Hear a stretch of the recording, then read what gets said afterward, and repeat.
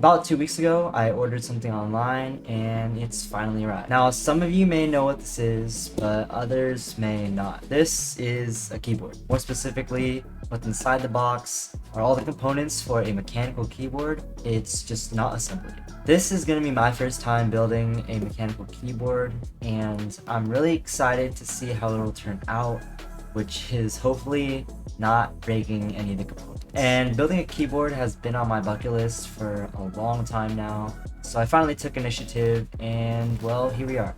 Now, I will admit I am walking into this as an amateur, but I have watched a few YouTube videos of building keyboards. I'm pretty much a professional by now. And along with this main keyboard kit, I also got a few other items from Amazon. So first we're gonna go through the unboxing of everything, and then we're gonna move on to the parts list, then the build and what it looks like, and then a sound test.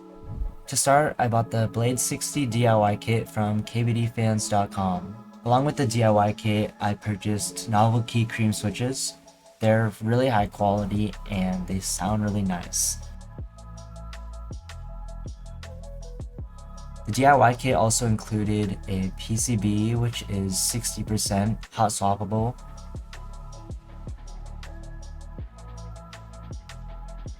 The DIY kit also included some tools. I also got a case foam and of course the case itself. The reason why I decided to go with the Blade 60 kit is because the case itself was pretty unique, and that's something that I wanted in this keyboard build. And as I mentioned before, I also got some items from Amazon. First one being a Lube Station. This Lube Station holds 30 switches at a time. It also came with a switch opener, a stem holder, and a couple paintbrushes, which is pretty helpful. I also got Super Lube silicone oil, and this is for bag lubing, which I will go over later on in the video. I also bought Duroc V2 stabilizers, and last but not least, I also ordered some Krytox 205G, and this is going to be used for a majority of the lubricant for our switches. Now, to start the build process, I first had to disassemble all the switches, and I did that with the switch opener.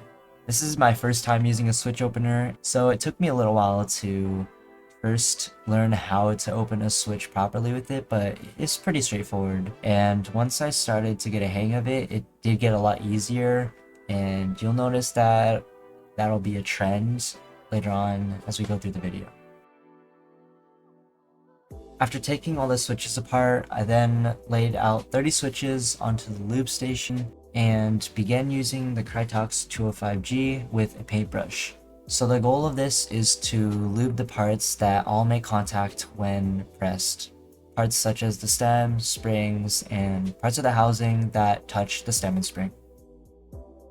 And as I mentioned earlier, there will be bag lubing. It's mainly used for the springs. You put springs inside of a Ziploc bag along with 20 to 30 drops of Super Lube. Make sure there's an airspace inside the Ziploc bag and shake around the springs. In my opinion, this is a lot faster and more effective than individual lubing springs. It was now time to lube the stems. This part was very tedious because the stem has 4 sides that make contact with the housing, meaning I had to lubricate evenly on all 4 sides for every single switch. Lubing overall is definitely the most tedious part of a keyboard build. You don't really like doing it when you're doing it, but looking back, it's really helpful to do it, and in a way it was sort of relaxing, but again, it did take a lot of time. After finished lubing a few of the switches completely, I then started to put some together, but this is where mistake number 1 comes in.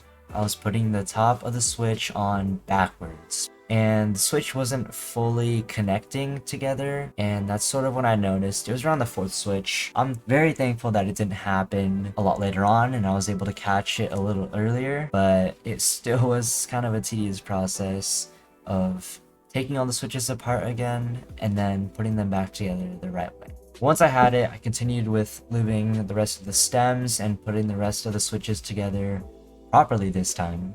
And once I finished lubing and putting the first set of switches back together, I removed them from the lube tray and started to add on the second set of switches. Immediately after putting the housings on, I started to put the second set of lube springs on as well. And here's mistake number 2. This time I did put the top of the switch on correctly. However, I did forget to lube the housings. And this time I wasn't as fortunate because I had a little less than half of the switches already put together. So what I did was I lubed the rest of the housings that weren't put together.